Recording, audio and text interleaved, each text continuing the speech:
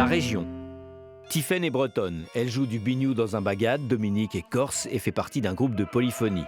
Tous les deux sont fiers de leur région, de leur musique, de ses crêpes ou de ses fromages. Ils ont aussi leurs stéréotypes. Le breton serait têtu et le corse flemmard. Mais en France, à part les bretons et les corses, il n'y a pas beaucoup de gens qui s'intéressent à leur région. On dit qu'on vient du 9-3 plutôt que d'Île-de-France, de Montélimar plutôt que de Rhône-Alpes. La région est l'entité administrative la moins populaire. Il y a 22 régions en France métropolitaine, 27 avec les régions et autres entités d'outre-mer. Avant 1982, toutes les régions étaient dirigées par un préfet. Nommé par le président de la République, c'était l'homme fort de la région. Il représentait le pouvoir central. En 82, on a estimé que certaines choses seraient certainement mieux faites si elles étaient décidées localement. C'est ce que l'on appelle la décentralisation.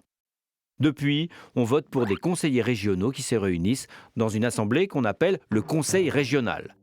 La région participe au financement des infrastructures, et notamment des lycées, de la formation professionnelle, du développement économique et culturel.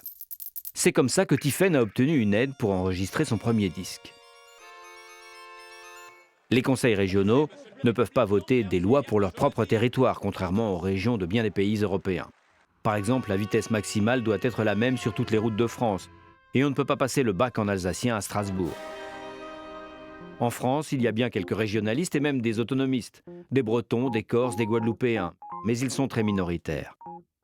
Les Catalans ou les Basques français, qui n'ont même pas de région, ne sont pas comme leurs voisins catalans ou basques espagnols, très puissants et qui réclament l'indépendance. En Europe, cette idée de grande région indépendante se développe. En ce moment, beaucoup d'Écossais veulent se séparer de Londres. En Belgique, des Flamands et des Wallons se demandent s'ils doivent rester ensemble, tout comme les régions du nord de l'Italie ont tendance à trouver qu'elles seraient mieux sans les régions pauvres du sud de la botte. La France est certainement le pays qui est composé de peuples et de paysages les plus divers d'Europe, mais c'est un pays relativement uni.